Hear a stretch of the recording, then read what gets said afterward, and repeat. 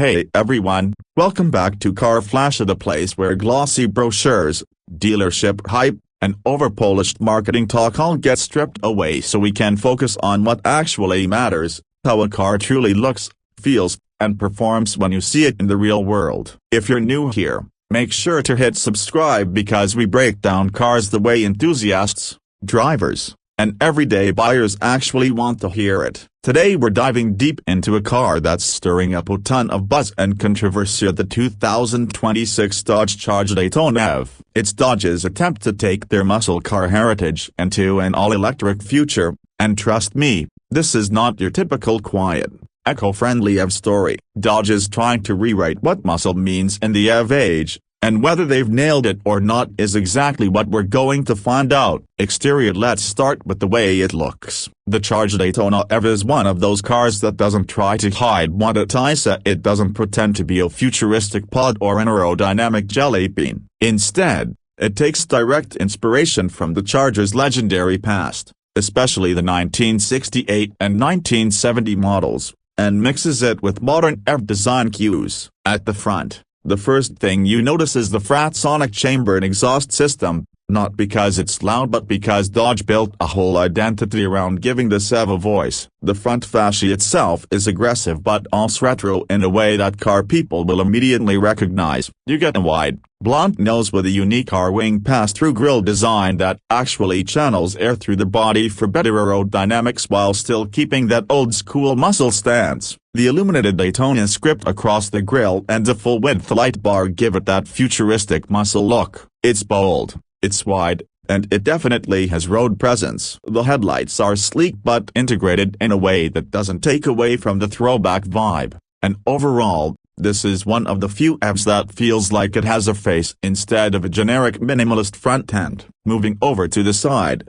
the Charger Daytona EV has proportions that make it instantly recognizable as a Charger, but at the same time, it's different enough to stand out. It's a two-door coupe again, which is huge for enthusiasts who hated seeing Dodge move away from that layout. The long hood, low roof line, and muscular haunches over the rear wheels give it that planted, aggressive look. The flush door handles add to the clean EV styling, but the character lines and sculpted sides prevent it from looking too sterile. The wheel options are massive, with sizes going up to 21 inches, and depending on the trim you pick, Scat Pack, or the wild Banshee. The wheels and brake calipers really bring out that performance vibe. Dodge has done a good job making this car look like it belongs to the future without abandoning its muscle car DNA. When you see it in profile, it doesn't look like just another EV coupe, it looks like a Charger that happens to be electric. Now, from the back,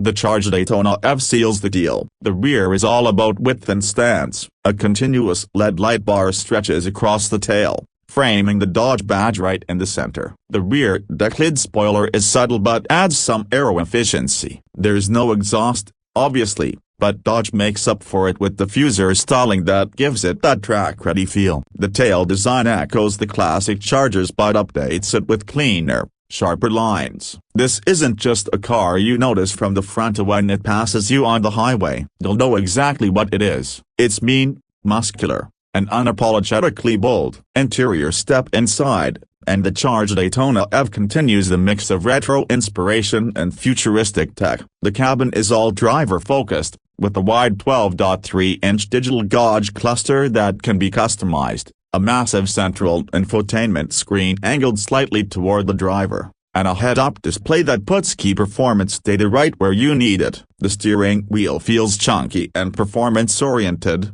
featuring a flat top and bottom with illuminated buttons for drive modes. Dodge didn't go minimalist like Tesla. They kept physical controls for some key functions, which will make enthusiasts happy. The gear selector is actually a pistol grip shifter, a throwback to the old muscle car days, and it's a small but wholesome detail that keeps the Charger spirit alive. The seats are heavily bolstered, designed to keep you planted whether you're cruising or pushing hard on twisty roads. Materials are a mix of leather, suede, and metal trim depending on the trim level, and overall the cabin feels upscale without losing that raw muscle car vibe. There's enough space for two in the back, But let's be real, this is more about the driver and front passenger. The ambient lighting and tech integration make it feel modern, but Dodge has kept enough character inside so it doesn't feel soulless like many other EVs. When it comes to performance, this is where Dodge is trying to redefine muscle cars for the electric age. The Charger Daytona EV will come in multiple trims,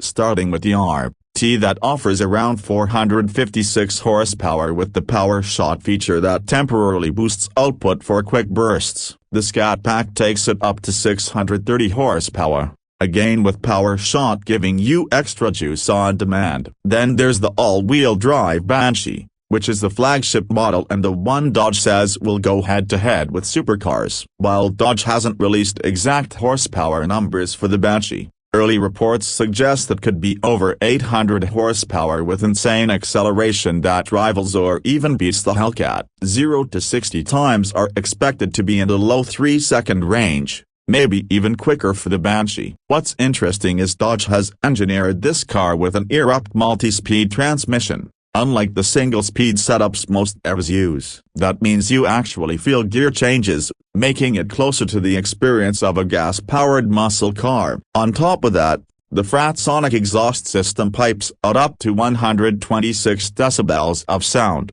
giving you a visceral experience that's way more emotional than the silent EV norm. Range will vary by trim, but estimates are around 260 to 300 miles depending on battery pack and driving style. Charging speeds will be competitive with other performance EVs, so expect DC fast charging that gets you back on the road fairly quickly. Pricing is always where things get real, and Dodge knows they can't price this out of reach if they want it to succeed. Early indications suggest the eRupt trim will start in the mid-$50,000 range, which puts it right in line with other performance EVs but with way more attitude. The Scat Pack could climb into the high $60,000s or low $70,000s depending on options, and the Banshee will almost certainly push into the $90,000 to $100,000 range, especially if it really delivers the performance Dodge is promising. That's not cheap, but considering what Hellcats cost and how much performance EVs usually run,